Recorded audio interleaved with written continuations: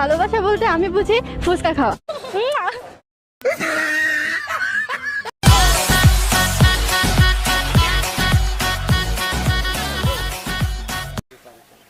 কোন জিনিস ছেলেরা করতে করতে ক্লান্ত কিন্তু মেয়েরা আরো চায়? আরে বাবা রে, এই জ্বালা তো আমি আছি। আমার বউ চাইতে চাইতে আমি দিতে দিতে একবার ফুতুর হয়ে গেলাম।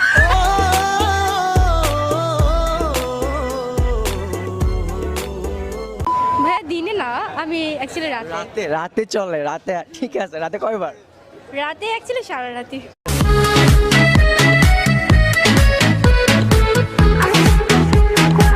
এরপর যদি আপনার হাজবেন্ড পরকীয়া করে আপনি কি করবেন?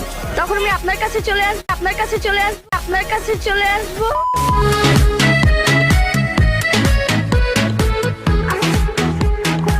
সত্যি?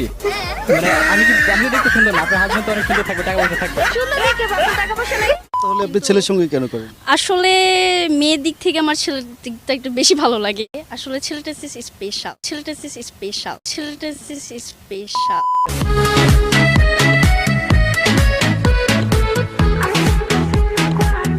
কিভাবে স্পেশাল ছেলেরা? কিভাবে স্পেশাল আসলে আমি ওইভাবে আপনাকে বোঝাতে পারবো না। চেষ্টা করলে পারবেন। আমি ওই চেষ্টাটা করতে চাচ্ছি না এই মুহূর্তে। হঠাৎ করে যদি শুনেন আপনার বয়ফ্রেন্ড মারা গেছে, তখন আপনি কি করবেন? কি করবো, মারা গেছে 2-4 দিন কান্নাকাটি করবো, তারপর নতুন আরেকটা বিয়ে করে নিবো।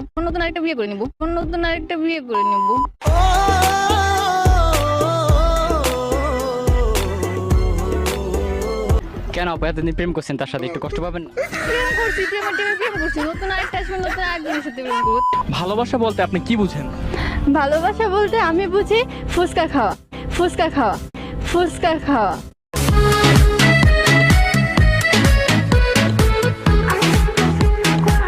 বিয়ের পদ্ধতি যদি আপনার কাছে চলে আসে, আপনি কি অ্যাকসেপ্ট করবেন তাকে?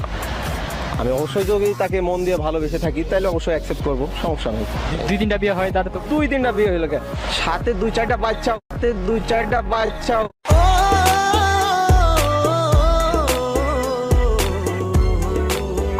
ছাড়া মেকআপ ছাড়া পড়ছে তো মেকআপ তো করার দরকার নেই।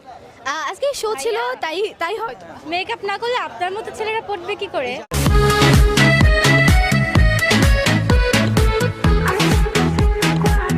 আচ্ছা, লাইফে এমন কি কেউ আছে যাকে খুব দরকার মনে করেন নিজের জীবনে? হ্যাঁ, কে সে?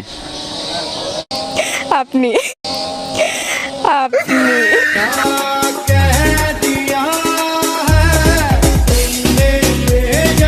আপনার ক্ষেত্রে আপনাকে যদি বলা হয় একটা দর্শককে বিয়ে করবেন কিনা, তো আপনি কি করবেন? যদি সে কোনো বলিউড হিরোটিরও হয় তাহলে আমি রাজি আছি।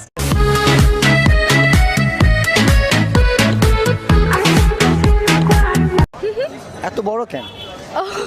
কিটি আপনার জিজ্ঞেস করছি, এত বড়? সৃষ্টিকর্তার দান।